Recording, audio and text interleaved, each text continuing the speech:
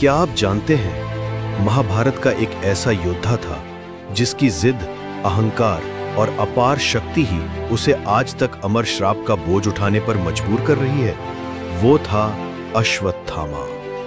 अश्वत्थामा पैदा हुआ एक दिव्य मणि के साथ जो उसे देती थी अजेय शक्ति, असाधारण बल और एक शक्तिशाली योद्धा बनाने की क्षमता।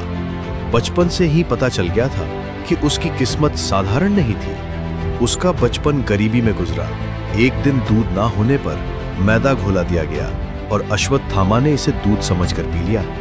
ये दृश्य द्रोणाचार्य के हृदय को तोड़ देता है और बेटा का भविष्य सुधारने के लिए वे हस्तिनापुर जाते हैं। द्रोणाचार्य ने अर्जुन और अश्वत्थामा दोनों को शस्त्र विद्या सिखाई। अर्जुन की लगन देखकर लोग कहने लगे, अर्जुन सबसे अच्छा शिष्य है। यही बात अश्वत्थामा के मन में जलन और अहंकार भर देती है और इसी जिद ने उसके दिल को कठोर बना दिया। द्रोणाचार्य जानते थे कि ब्रह्मास्त्र कोई खिलौना नहीं है। गलत हाथ में जाए तो पूरे युद्ध का विनाश कर सकता है। इसलिए पहले अश्वत्थामा को सिखाने से मना कर दिया। लेकिन अश्वत्थामा ने अहंकार में पूछा, क्या मैं अर्जुन से कम हूं? आखिरकार द्रोणाचार्य झुक गए और उसे ब्रह्मास्त्र का मंत्र सिखा दिया।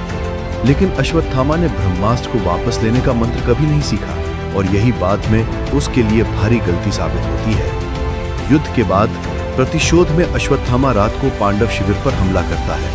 वो सोचता है कि पांडव मर गए, लेकिन उसने द्रौपदी के 5 पुत्रों को हतार दिया।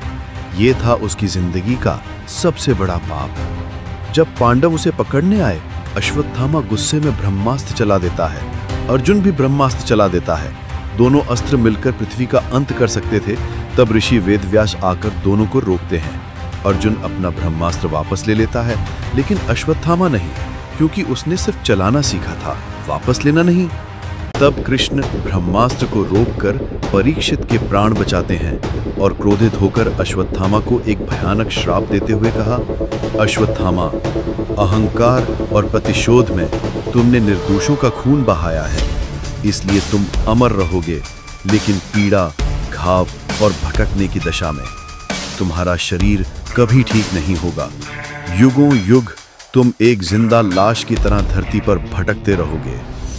और तब से अश्वत्थामा आज तक इस श्राप को झेल रहा है।